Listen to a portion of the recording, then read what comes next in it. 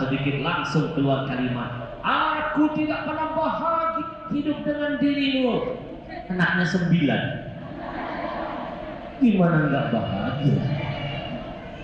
Leres.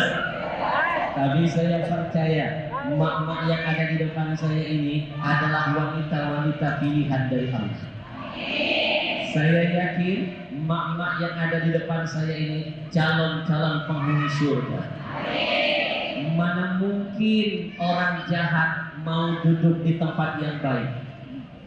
Saya yakin ini orang baik semua. Kenapa? Karena yang kita hadiri adalah kebaikan, yang kita duduki tempat yang baik, yang kita dengarkan kebaikan. Pasti itu orang baik. Betul? Majelis ilmu taman surga. Jangan mimpi mau masuk surga yang sesungguhnya kalau cabangnya nggak pernah mau diduduki. Makanya saya yakin inilah wajah-wajah calon penghuni surga nantinya. Kelihatan wajah-wajah mak-mak bercahaya. Pakai bedak apa? Salatullah salam.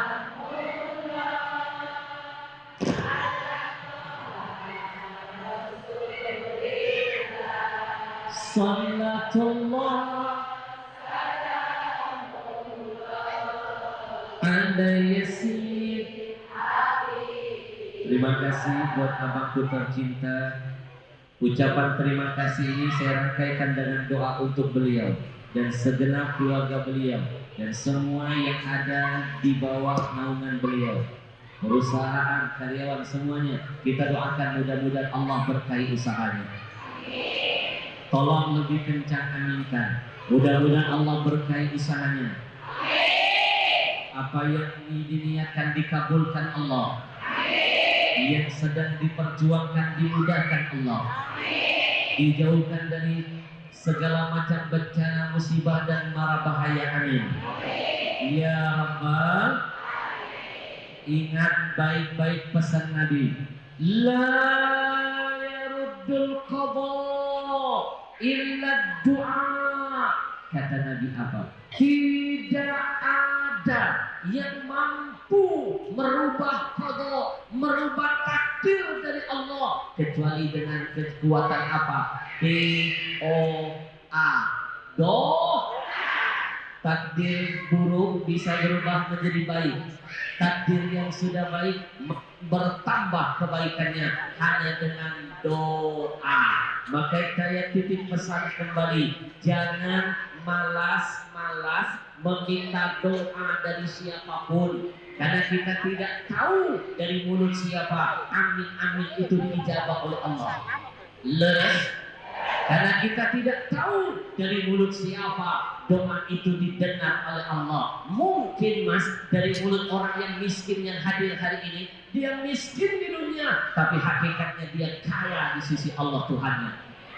Atau amin yang keluar dari mulut orang yang kecil di depannya, tapi dia besar di sisi Allah. Atau amin yang keluar dari lisan seorang yang hina, yang maaf, yang jelek fisiknya, tapi sebenarnya dia indah, sempurna, menawan di sisi Allah. Maka jangan pernah malas meminta doa dan jangan pernah memandang orang sebelah kita, karena kita tidak tahu, mungkin dia lebih mulia dari kita. Insya Allahu Akbar, Allahu Akbar, Allahu Akbar, semuanya.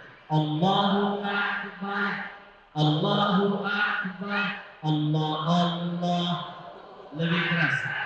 Allahu Akbar, Allahu Akbar, Allah. Singkat, padat.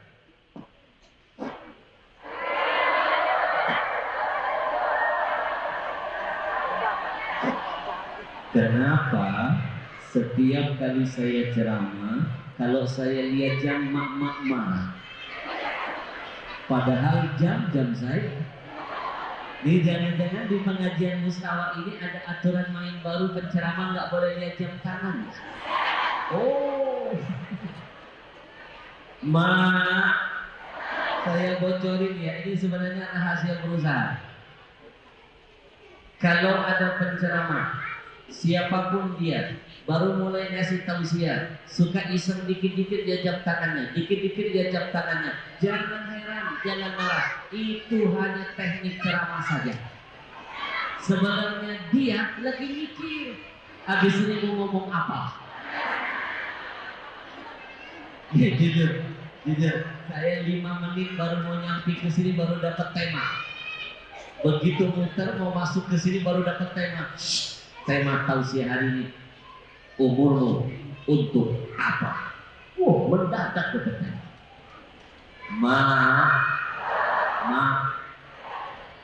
Jangan heran kalau ada yang diajak itu tandanya lagi mikir. Episode pertama.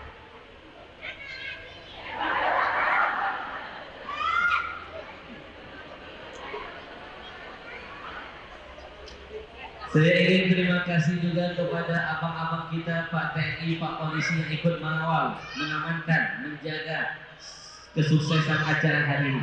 Kita doakan juga, mudah-mudahan beliau-beliau Allah jaga dalam setiap tugasnya, amin. Diberikan kekuatan istiqamah, amin. Ya Rabbal. Tadi saya sempat bercanda dengan abang-abang polisi. Saya bilang kalau dulu Nabi Musa membelah lautan hanya dengan ketokan tongkatnya, laut terbelah. Bapak polisi membelah kemacetan dengan sirene. Betul. Makanya saya hormat kepada polisi-polisi yang istiqomah selalu di jalan Allah. Saya cinta, dan saking cintanya saya hormat pasti dengan mereka. Jangankan mereka lagi bertugas saya hormati. Polisi tidur pelan-pelan saya lewati. Leres.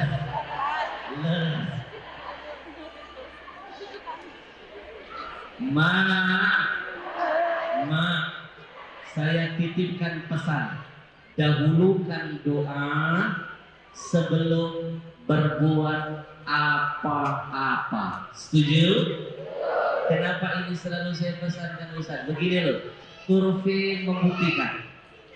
Saya sudah cek dan recheck, saya sudah cross check, bahkan saya sudah kupas setajam sini.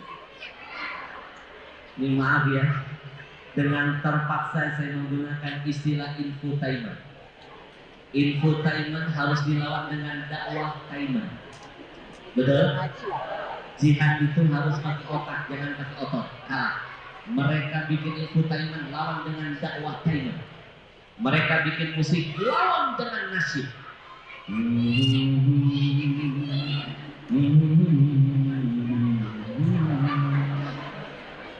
Judulnya Zainuddin Najir. Mereka bikin film yang jorok, film yang gak bagus, film yang gak mendidik, lawan dengan apa? Dengan film religi. Itu baru namanya jihad pakai otak, jangan pakai otot. Mereka bikin produk, lawan dengan produk. Tuh, ini jihad yang beliau. Mereka bikin perusahaan, lawan dengan perusahaan. Betul? Alhamdulillah, Al-Habsyi Manajemen sudah melahirkan satu karya film dakwah, film religi yang saya angkat buku karangan saya, mega bestseller, sudah terjual ratusan ribu bukunya, fenomenal. Sudah punya buku ini? Hari ini sudah tahu di sini apa? Kasihan. Ini buku sudah diangkat jadi film. Beberapa tahun yang lalu filmnya tersebar di seluruh biskop yang ada di Indonesia. Bang, nanti kapan-kapan pengajiannya sekali-kali nobar di biskop. Kita blok biskopnya, murah. Bloknya di luar jam. Biasanya dari hari Senin sampai hari Jumat, biskop itu cuma tayang habis makan siang. Paginya kosong. Paginya kita nobar. Filmnya religi, nanti saya datang kita kupas dari Quran dan tahu hadis, nangis. Saya pastikan kalau nonton film saya nggak cukup bawa tisu, bawa kanibu. Ingat dengan kesalahan kepada ayah ibu, terbayang dengan dosa masa lalu. Keren filmnya, keren. Nanti kapan-kapan Bang, kita rencanakan. Mak, ajak anak-anaknya, filmnya penuh dengan pesan religi. Dan mohon doanya. Dari buku ini masih ada 7 film dakwah lagi akan saya perjuangkan. Siapa tahu di sini ada emak-emak yang mau ikut main di film saya. Mau? Sutradara saya bilang masih ada lowongan. Saya tanya jadi apa? Jenazah. Ada yang bosan hidup di sana.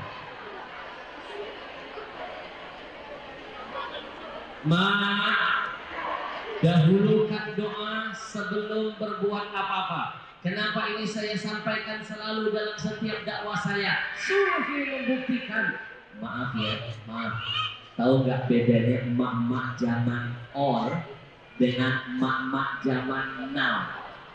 Emak-emak zaman dulu dengan emak-emak zaman now, tahu bedanya? Nih, saya bocorin ya. Mak-mak zaman dulu kalau ketemu Habib, ketemu Kiai, ketemu Ustaz pasti minta doa. Mak-mak zaman now minta selfie. Les la haula wala quwwata illa billah. Mak, selfie nggak bisa merubah takdir. Hanya doa yang mampu merubah takdir. Maka jangan dulu minta foto, minta doa. Jangan dulu kita kalau ketemu ustazah, ketemu kiai minta doa. Sekarang minta foto. Kemarin saya keluar kota, baru keluar dari rumah, nanti di bandara dikejar mama. Ustaz minta foto. Masuk saya ke pesawat, ketemu mama. Ustaz minta foto. Foto dan pesawat. Landing pesawat, pramugarinya, Ustaz minta foto. Begitu mau keluar ditahan, pilotnya bilang, Ustaz minta foto. Turun saya ke bawah, mau masuk kamar mandi, dikejar mama. Mau ikut ke dalam.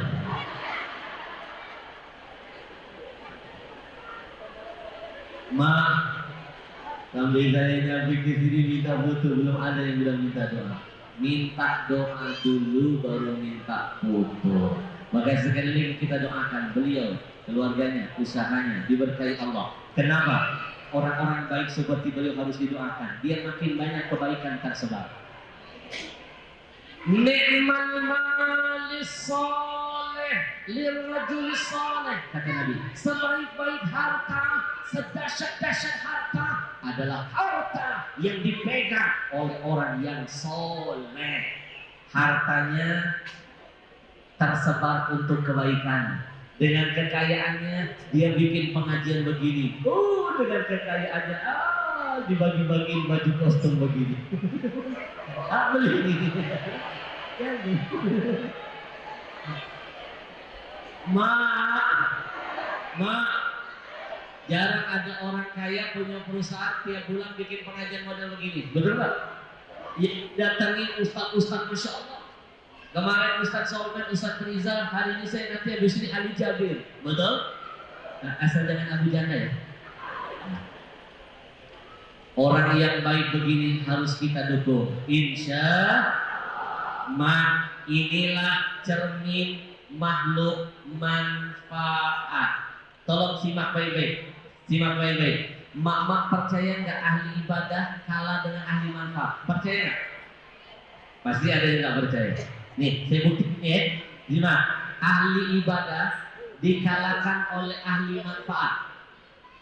Satu, alasannya ahli ibadah hanya ingin masuk surga sendirian. Maka coba lihat ibadahnya sembunyi-sembunyi, nggak pernah mau ngajak orang, nggak pernah mau dilihat orang. Betul? Tapi lihat ahli manfaat, tidak pernah rela, tidak pernah mau masuk surga sendirian. Dia berusaha membuat orang-orang di sekelilingnya kalau bisa masuk surga rame-rame. Dia bikin majelis taklim mustawa, dia bikin pesantren, dia bikin rumah tahfidz, dia bikin segala bentuk kebaikan. Itu tanda dia ingin mengajak orang-orang yang dia cintai karena Allah masuk surga beramai-ramai. Alhamdulillah. Ahli ibadah, coba tengok, hanya ingin selamat dari neraka sendirian. Masa bodoh kemaksiatan yang ada di sekelilingnya. Ada tetangga narkoba, jawabannya begini, yang penting bukan anak saya. Ada yang kerampokan, kecurian, yang penting bukan rumah saya.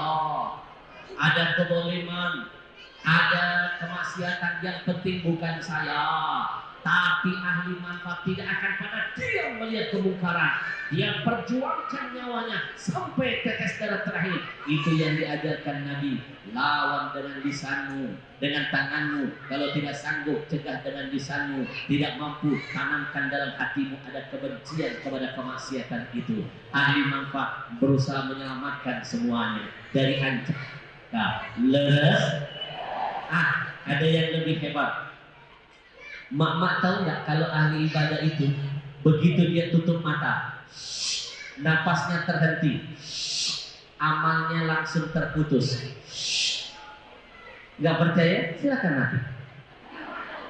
Kalau nggak percaya, tapi mak tahu nggak ahli manfaat, walaupun napas terhenti, matanya tertutup, jasad masuk ke liang kubur, selama manfaat karyanya, kebaikan yang masih ada di muka bumi, dinikmati siapapun, dirasakan oleh siapapun, amalnya tidak akan ada kata henti. Maka itu kata orang bijak, orang yang beruntung, mata boleh tertutup, napas boleh terhenti, tapi pahala terus mengalir sampai hari nanti, insya. Itulah pesan Nabi, khairun nas anfa'uhum linnas. Sebaik-baik manusia adalah yang bisa memberikan manfaat bagi manusia yang lain. Sekali lagi kita doakan beliau, Allah berkat setiap langkahnya. Amin. Ya Rabbah. Allahu Akbar. Allahu Akbar. Allah. Allahu Akbar. Allahu Akbar. Allah. Singkat pada episode berikut.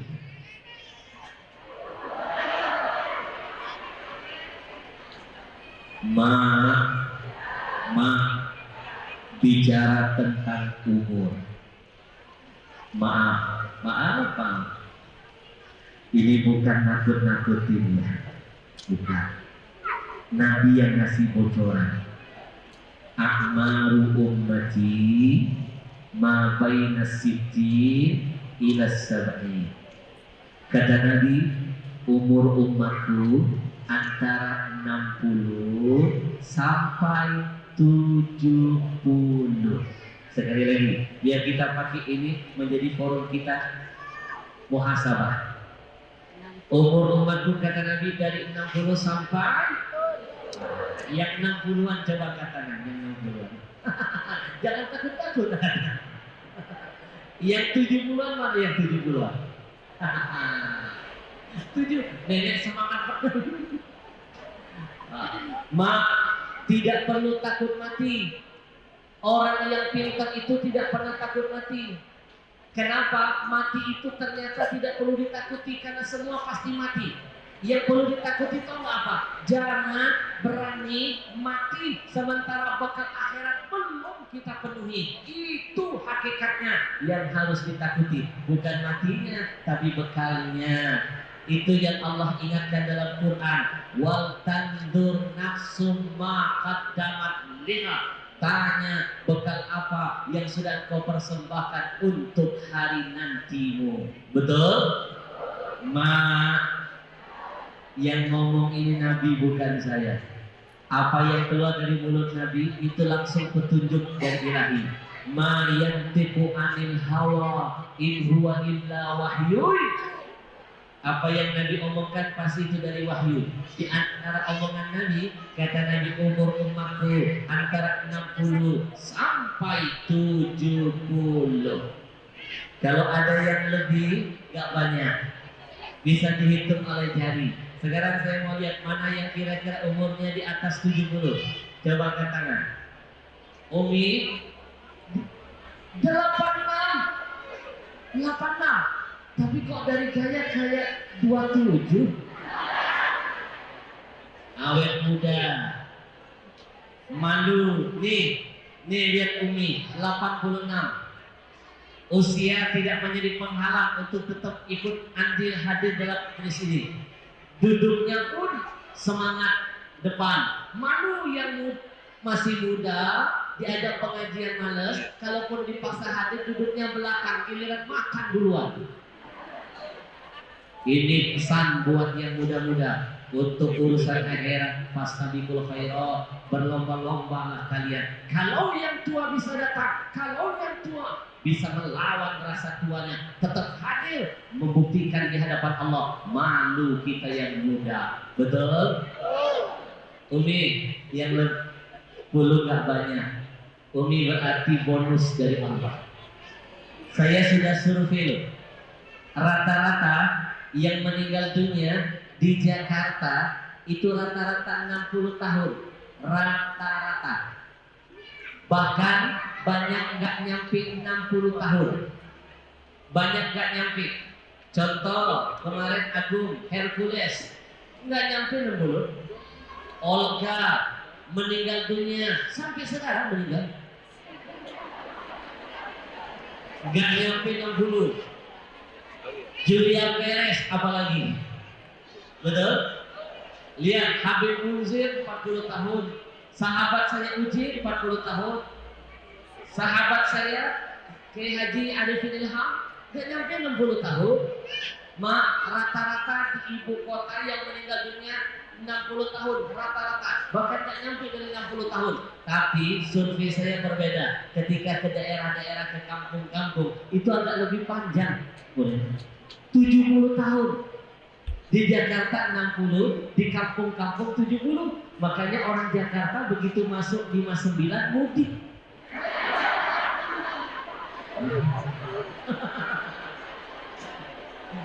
Kirain mau bangun kampung, ternyata takut mati. Leles. Jadi bicara umur, yang pertama saya ingin ngingetin, jangan berleha-leha. Jangan buang waktu begitu saja sia-sia tanpa ada nilai ibadah. Karena umur adalah modal. Nanti di akhirat kita akan menuai hasilnya. Saya bocorin rumus dari Nabi ini. Biar pulang dari pengajian nanti coret-coret. Ya Allah, umur saya hari ini sudah 59 11 bulan. Kata Ustaz melalui hadis Nabi, paling cepat 60 tahun, paling lama 70. Apakah 1 bulan ini saya masih bisa mengejar kekurangan saya? Itu kalau tahu bocoran kisi-kisi paling enggak gampang ngejawab. Betul? Kalau dapat bocoran dari Nabi paling enggak sudah mempersiapkan payung sebelum hujan. Jangan nanti ketika hujan sibuk baru cari payung. Leres.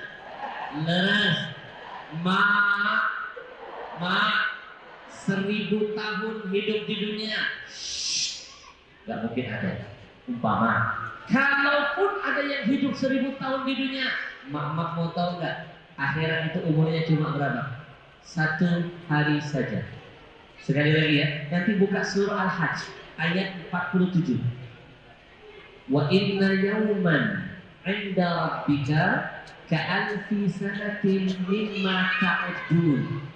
1 hari ukuran umur akhirat itu 1000 tahun umur hidup di dunia. Sekali lagi, 1000 tahun hidup di dunia, akhirat hanya 1 hari saja. Ada yang nyampe 1000 tahun? Kalau ada berarti dia makhluk purbakala. Kalau 1000 tahun diukur 1 hari, pertanyaannya bagaimana dengan 60 tahun? Bagaimana dengan 70 tahun? Mak mau tahu nggak jatah umurnya cuma berapa? 1,5 jam saja. Kalau mau ikut matematika Al-Quran, umurnya 60 sampai 70 itu antara 1,5 jam umur di akhirat. Singkat, nggak ada apa-apanya. Maka mau dibawa kemana umur ini? Catatannya, jawabannya harus dipakai untuk beribadah kepada Allah. Karena intinya manusia itu diciptakan illa liya'budun, kecuali hanya untuk beribadah kepada Allah. Insya siapa yang mau Allah panjangkan umurnya, makin tua makin banyak amalnya, mau? Rahasianya diantaranya ternyata kunci umur dipanjangkan, diberkahi adalah berbakti dan ibu. Sekali lagi, berbakti kepada ayah dan ibu. Jelas? Ustaz, ayah ibu saya sudah meninggal dunia, apakah masih bisa saya berbakti? Masih. Walaupun orang tua sudah meninggal dunia, tidak ada kata terhenti untuk berbakti, dengan catatan kalau orang tua kita wafatnya dalam keimanan, wafatnya dalam keislaman, masih ada jalan untuk berbakti, mendoakan dia, beramal atas namanya. Tapi kalau dia wafat tutup mata dalam keadaan kafir, maka putus hubungan antara kita dengan orang tua kita. Tidak ada lagi hak untuk kita mendoakan mereka. Leres, leres. Ustaz, apakah sampai doa saya buat orang tua saya yang sudah meninggal? Sampai. Mak, nih, kalau seandainya yang hidup tidak bisa memberikan manfaat buat yang mati, pertanyaan saya, buat apa sholat jenazah? Mak tahu sholat jenazah? Pernah sholat jenazah? Pernah disolatkan? Jangan kalau belum. Mak, isi dari sholat jenazah ada doa yang diucapkan dari lisan orang yang hidup, ditujukan kepada si mayit yang sudah mati. Kalau yang hidup tidak bisa merasakan manfaat dari yang mati, kalau yang hidup tidak bisa memberikan manfaat buat yang mati, atau sebaliknya orang mati tidak bisa menerima manfaat dari yang hidup, buat apa sholat jenazah? Jelas? Yang kedua, kalau yang mati tidak bisa menerima manfaat dari yang hidup, atau yang hidup tidak bisa menebar manfaat buat yang mati, buat apa? Nabi mengajarkan ada salam khusus buat penghuni kubur. Itu Nabi ajarkan kepada istrinya Aisyah. Kalau lewat kubur ada salam khusus, beda salam hidup dengan orang mati. Beda. Betul? Sekarang saya mau tanya, salam itu doa bukan? Nah, kalau yang ngucapin salam yang hidup kepada yang mati berarti doanya sampai. Leres, leres. Kalau lewat kuburan ada salam khususnya. Assalamualaikum ya ahlad diyar minal mu'minin wal mu'minat wa inna insyaallah bikum lahiqun lana wa lakumul afiyah. Itu salam dari yang hidup kepada yang mati.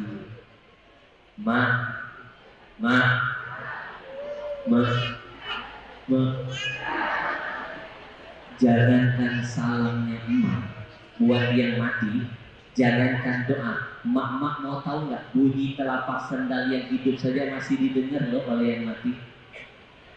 Dalam sebuah hadis sahih, ketika jenazah dimasukkan ke liang kubur, ditutup dengan tanah. Satu persatu para penghantar jenazah ini pulang ke rumah. Mak tahu nggak kata Nabi, la yasma' far'ani alihim, si mayit masih bisa mendengar bunyi telapak sendal satu persatu penghantarnya pulang. Kalau bunyi sendalnya saja masih dia dengar, apalagi bunyi salam dan doa. Jadi jangan malas-malas mendoakan yang mati, jangan malas-malas memberikan salam kepada penghuni kubur, karena mereka bukan cuma mendengar, mereka juga bisa menjawab salam kita. Tapi untung kita nggak mampu mendengar jawaban mereka. Jelas? Jelas? Ada 3 bentuk salam. 1, salam yang wajib dijawab. Salamnya siapa? Salamnya orang yang beriman. Kalau yang memberikan salam orang muslim wajib dijawab. Tapi kalau yang memberikan salam kepada kita orang kafir tidak ada kewajiban menjawab. Ustaz, kalau yang ucapin assalamualaikum orang non muslim jawabannya gimana? Cukup bilang waalaikum. Jelas? Jelas? Jelas? Ada salam yang wajib dijawab. Contohnya itu. Contoh yang lain salamnya penceramah. Kalau saya bilang assalamualaikum warahmatullah, mak yang dengar wajib hukumnya menjawab. Yang nggak jawab dosa. Jelas? Yang kedua, bentuk salam yang kedua, salam yang tidak perlu dijawab. Contoh, mak-mak lagi sholat di masjid berjamaah. Di depan ada imam, mak-makmum di belakang. Tahiyat terakhir imam berkata, innaka hamidun majid. Assalamualaikum. Mak jawab salah. Digebukin orang satu masjid. Itu salam yang nggak perlu dijawab. Jelas? Jelas. Mak-mak lagi di dalam kamar mandi. Ada di luar ngucapin salam, nggak usah dijawab, haram hukumnya. Nabi di dalam kamar mandi ada yang ngucapin salam, Nabi nggak jawab. Jelas. Jadi ada salam yang wajib dijawab, ada salam yang tidak perlu dijawab. Yang terakhir saya pastikan, ada salam yang saya pastikan mak-mak tidak akan mau mendengar jawabannya. Salamnya siapa? Para penghuni kubur. Coba kalau mak bisa dengar itu, tengah malam lewat kuburan di Bandung, assalamualaikum ya ahlal kubur. Mereka menjawab salam. Jadi jenazah berikutnya. Leres, leres. Mak, jangan malas-malas berbakti kepada orang tua. Tidak ada kata henti, walaupun mereka sudah tiada. Saya teringat ada salah seorang sahabat Nabi curhat kepada Nabi. Iya Rasul, ibuku meninggal dunia, wa ana ghaibun anha. Ketika ibuku wafat, aku tidak ada di sampingnya ya Rasul. Aku sedih ya Rasul. Seperti yang dialami kemarin Agim. Lagi ibadah umroh, lagi di Madinah, ibu tercinta wafat. Siapa yang enggak terpukul? Seperti yang dirasakan Ustaz Abdul Somad, lagi tabligh akbar di Madura, ibunda tercinta wafat. Mak, seorang anak masih merasa sedih. Kita ini kepengen kalau bisa detik-detik terakhir ibu ayah kita tutup mata, kita ada di sampingnya, mentalkinkan mereka. Leres. Sahabat Nabi sedih ketika ibunya meninggal tidak ada di sampingnya. Lalu dia bertanya kepada Rasul, iya Rasul, apakah masih ada kesempatan aku berbakti, aku menyenangkan, membahagiakan ibuku? Rasul bilang masih ada, nak, masih ada. Masih ada ya Rasul? Masih ada. Langsung dia berdiri, dia langsung tunjuk kebun kurmanya. Ya Rasul, itu kebun kurmaku. Sebentar lagi panen. Semuanya aku wakafkan atas nama almarhumah ibuku. Ini menjadi dalil bahwa yang hidup masih bisa mentransfer amalan kebaikan buat yang sudah mati. Alhamdulillah. Subhanallah.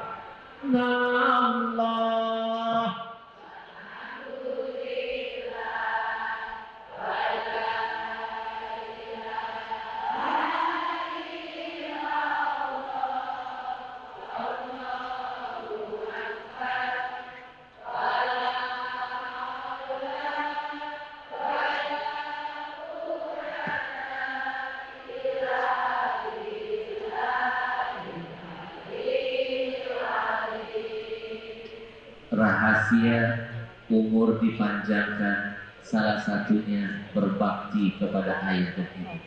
Maaf menekankan ini karena yang membuat Indonesia sering dapat bencana dan musibah. Salah satu faktornya Indonesia darurat krisis anak soleh.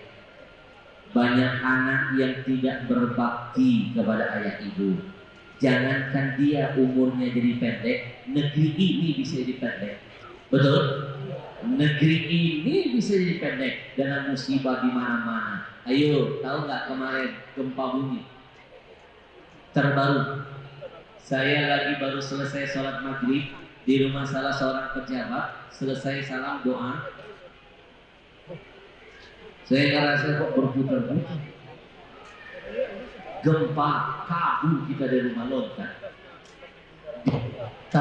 Pasar Minggu saja kenceng, tiang bergoyang. Bagaimana yang di Banten? Betul? Jangan main-main. Kalau 1 kali, 2 kali musibah ujian. Kalau 1 kali, 2 kali musibah turun namanya. Iya. Kalau lebih dari 2, 3, 4 itu namanya berubah teguran. Sekarang pertanyaannya, kalau langganan, langganan musibah, langganan bencana, langganan maka, apa betul ujian? Apa benar teguran? Ini sudah masuk kategori mikrofon. Tes. Ini terakhir tolong. Kalau langganan apa betul ujian, teguran tidak. Saya melihat jangan-jangan Indonesia masuk kategori azab dari Allah untuk kita. Kenapa? Salah faktornya banyak kacang lupa dengan kulitnya. Banyak anak durhaka kepada siapa? Ayah ibu. Buku ini saya hadirkan. Saya kasih judul Ada Surga di Rumahmu. Siapa surga kita? Ayah dan ibu. Lebih dekat lagi ada di mana? Di bawah telapak kaki ibu. Tapi kenapa anak-anak sekarang sibuk mencari surga yang jauh, lupa dengan yang dekat? Tangan orang dia cium-cium. Tangan orang tua nggak pernah dicium begitu. Orang tua masih hidup males dicium keningnya, malas dipeluk badannya. Giliran sudah wafat masuk ke liang kubur baru nyium-nyium batu nisannya. Itu namanya mencari surga yang jauh, lupa dengan yang dekat. Leres. Lihat anak-anak zaman sekarang manggil pasangan romantis, manggil orang tua menyakitkan. Darling, manggil pasangan. Darling, dadar guling. Manggil orang tua, hoi. Padahal Quran mengingatkan, fala takul lahuma uff wala tanharhuma. Ngomong mama, papa, kata saja sudah bernilai dosa, apalagi memaki dan membentak keduanya. Leres. Lihat anak-anak zaman sekarang, gaji pertama dia dapatkan lebih dulu, yang bangga dia traktir teman-teman satu kantornya. Kenapa bukan orang tuanya?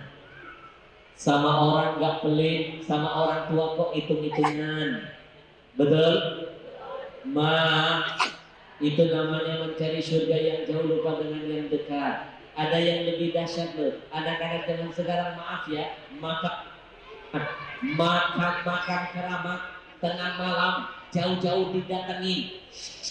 Keramat hidup satu kampung, ayah ibunya tidak pernah dikunjungi. Batu nisan keramat dicium-ciumin, tanah kuburan keramat dikantongin. Hei, orang tua itu keramat hidup, kenapa tidak kau kunjungi? Kenapa tidak kau muliakan? Itu namanya mencari surga yang jauh, lupa dengan surga yang dekat. Nanti ada di buku saya. Beli ya. Kok jadi promosi? Nangis nanti kalau baca bukunya, nangis. Maaf, anak-anak sekarang lupa orang tua itu keramat hidup. Saking keramatnya, jangankan mendoakan, nyumpahin jadi doa. Mama masih ingat di Padang legenda terkenal, anak muda yang disumpah ibunya jadi batu, namanya siapa? Itu baru maling kundang, belum yang maling motor, maling mobil, apalagi maling uang rakyat. Leres. Orang tua keramat hidup. Apapun yang keluar dari mulutnya bisa menjadi kebaikan, bisa menjadi kehancuran bagi anak-anaknya. Makanya saya titipkan pesan buat mama, mulai detik ini semarah apapun kepada anak, jangan asal bunyi. Jangan asal ngomong, nanti dicatat Allah takdir anak kita ke depan jadi apa. Anak nangis cengeng kita pukul, nanti doanya mental anak tumbuh jadi mental. Anak nakal kita marahin goblok, jadi goblok, betul? Anak berantem kita marahin tanglo, apa itu? Mak, mulutmu.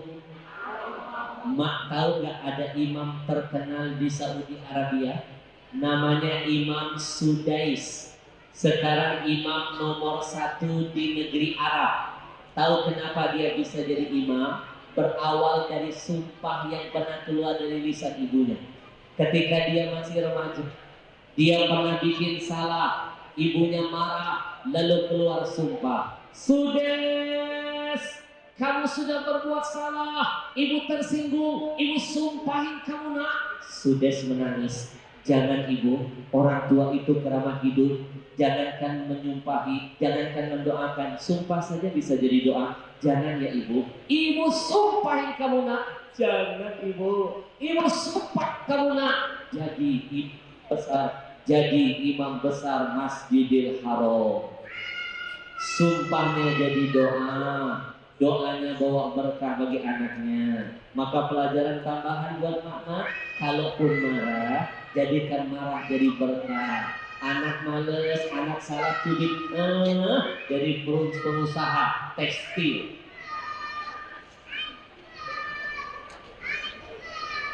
Sehari berapa puluh ribu baju dijahit. Punya pengajian mustawa. Pastikan marah jadi berkah. Insya Allah nanti ada di buku saya. Beli ya. Singkat cerita sebelum saya tutup. Mak tahu di zaman Nabi Nuh ada musibah juga. Ada bencana. Namanya apa? Saking dahsyat bencana itu, konon satu dunia ditenggelamkan Allah, satu dunia tenggelam, tidak ada yang selamat kecuali yang naik ke atas kapal Nabi Nuh. Maka Nabi Nuh dikasih gelar tambahan Abal Bashar Tsani, bapak manusia kedua setelah siapa? Adam. Karena tidak ada seorang manusia pun yang bisa hidup setelah bencana banjir Allah datangkan. Sekarang pertanyaan buat kita semuanya, kenapa Allah marah? Kenapa Allah hadirkan bencana? Banjir menenggelamkan dunia semuanya. Apa karena umat Nabi Nuh yang suka membangkang? Bukan hanya itu, Mak. Ada sebab lain. Sebab apa? Sebab dosa kedurhakaan seorang anak laki-laki kepada siapa? Ayahnya. Siapa anak itu? Kan'an. Durhaka dengan siapa? Nuh. Siapa Nuh? Ayah kandungnya. Sejarah mencatatkan kalau seorang anak baru durhaka dengan ayah saja pernah mendatangkan murka Allah, banjir hebat, menenggelamkan semuanya. Lalu bagaimana dengan anak Indonesia zaman now? Durhaka bukan cuma kepada ayah, tapi dia durhaka kepada ibu. Dia lupa Nabi pernah mengingatkan, ibumu 3 kali lipat lebih mulia dari ayahmu. Ketika kau durhaka kepada ibumu, maka demi Allah 3 kali lipat bencana akan datang dari Allah menghampirimu. Lalu bagaimana kalau sampai durhaka dengan kedua-duanya? Pantas Indonesia banyak bencana dan musibah. Astaghfirullah.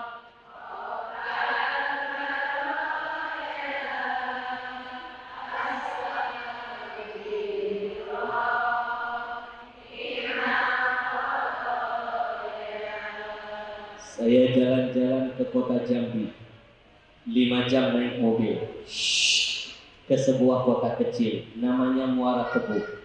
Kecil kotanya, saking kecilnya nggak kelihatan kalau dilihat dari peta. Di kota itu ada kasus seorang anak laki-laki memanci ibunya di kandang kambing.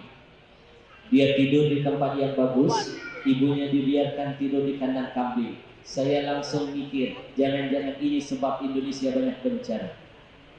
Setelah kasus itu, saya tabligh akbar di Brebes. Di Brebes ada kejadian seorang anak usia baru 12 tahun, mukulin ibu kandungnya sampai babak belur hanya karena perkara sepele. Ibunya terlambat nganterin makanan, tidak cukup sampai di situ, dia ambil gantungan baju, dia pukul ibunya, sobek bibir ibunya. Saya kembali merenung, jangan-jangan ini sebabnya bencana tiada henti mampir di negeri ini. Bapak Ibu masih ingat kasus seorang artis cantik yang melaporkan ibunya ke polisi? Buat apa cantik fisiknya kalau jelek akhlaknya?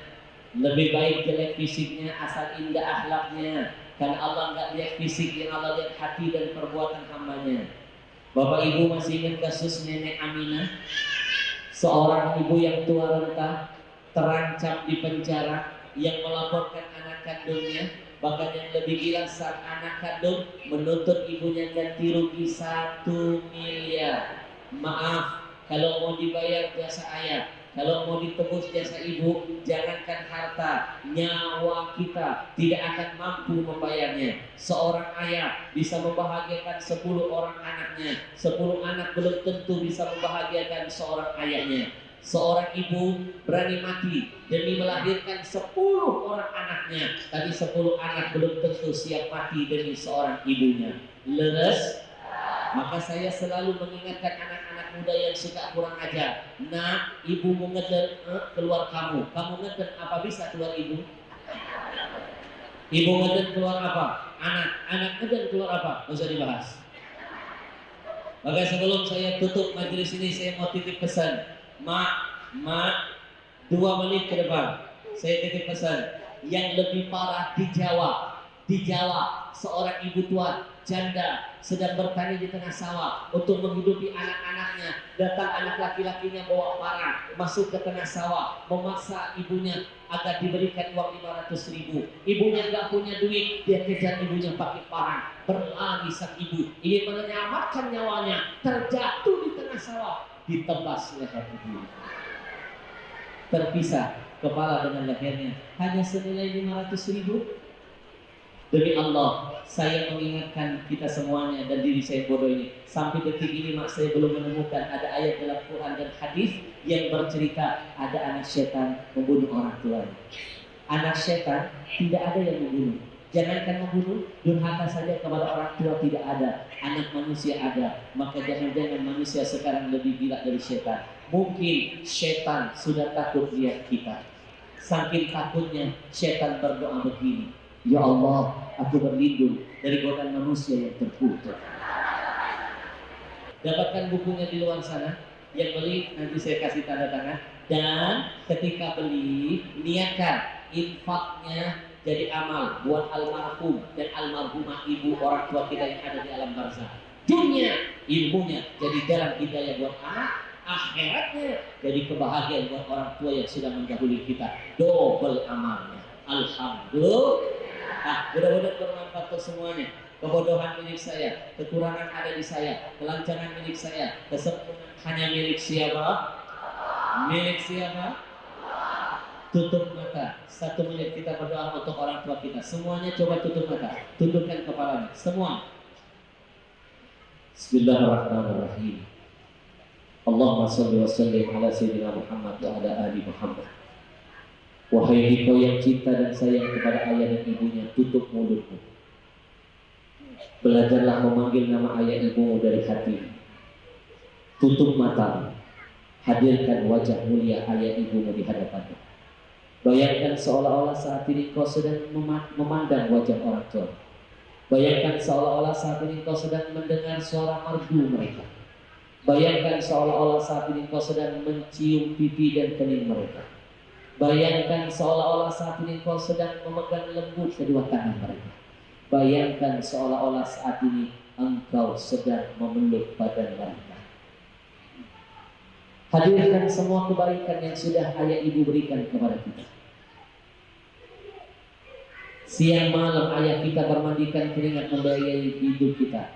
Kepala jadi kaki, kaki jadi kepala. Lisannya selalu berdoa, ya Allah jadikan takdir anakku lebih baik dari takdirku. Lalu apa yang sudah kita balas buat ayah kita?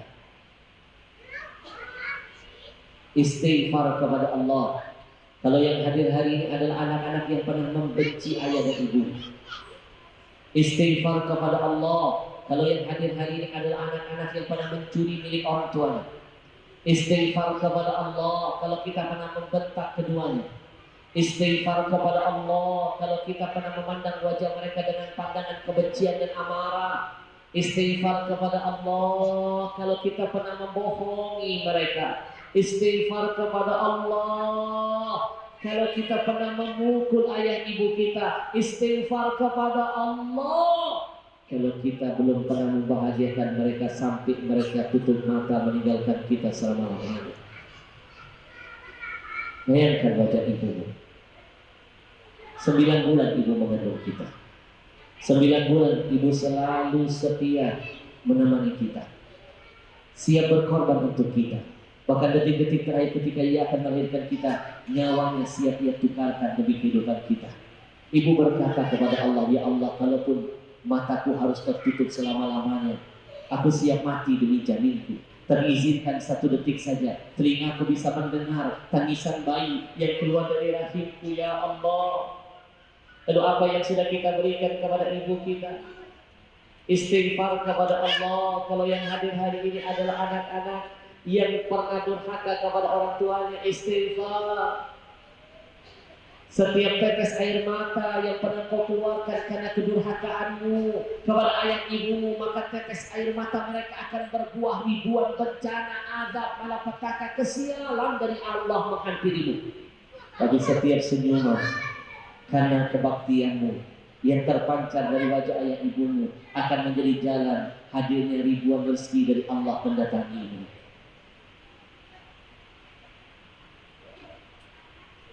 Seseorang akan menyadari betapa mahal ayah ibunya nanti ketika jenazah mereka terbaring di hadapan kita. Di masa kecil ayah selalu menggendong kita, mungkin besok Allah takdirkan kita yang menggendong jenazah ayah kita. Di masa kecil ibu selalu memandikan tubuh kita, mungkin besok Allah izinkan kita, Allah takdirkan kita yang memandikan jenazah tubuh ibu kita. Istighfar kepada Allah. Ya Allah, ampuni semua dosa dan kesalahan kami kepadamu dan kepada ayah ibu kami, ya Rabb. Ampuni ya Rabb, jika mereka masih hidup kami belum sempat membalas semua kebaikannya, maka kami angkat tangan ini, ya Allah, bukakan pintu ampunan buat kami.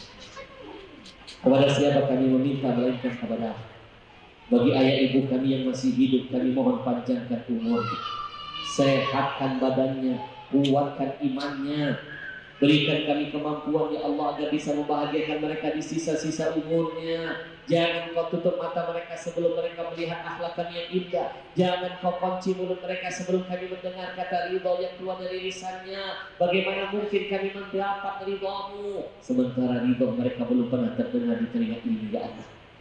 Ya Allah, jangan kau wafatkan mereka sebelum kami berbakti. Bagi ayah ibu kami yang sudah tiada, sayangi mereka seperti mereka pernah menyayangi kami. Luaskan kubur mereka, hujani dengan rahmat dan maghfirah-Mu. Kami menyesal karena membenci, memusuhi, memarahi, memaki-maki mereka. Kami menyesal ya Allah. Kami sadar sekarang betapa mahal mereka ketika mereka sudah hilang dalam hidup kami. Kami hanya punya satu harapan, kami bangkit berayah ibu di dalam surga menghadapimu. Yang sayang kepada ayah ibunya, ikuti saya. Semuanya, Rabbil firli, Rabbil firli, wali walidayya, warhamhuma, kama rabbayani saghira, walhamdulillahi rabbil alamin. Mudah-mudahan Allah terima taubat kita, Allah ampuni kita, Allah jadikan anak-anak kita lebih baik dari kita. Ibu, jangan lupa dapatkan bukunya. Rugi kalau nggak dapatkan bukunya, hadiahkan dengan anak-anak dan cucunya di luar sana. Mudah-mudahan Allah pertemukan kita dalam kesempatan. Terima kasih sekali lagi buat keluarga besar masjid yang sudah menjadi wasilah. Semuanya sampaikan salam saya untuk semua keluarganya. Yang punya Instagram, jangan lupa follow Instagram pribadi saya, Ahmad Al-Habsyi _real. Ahmad Al-Habsyi _real. Assalamualaikum warahmatullahi wabarakatuh.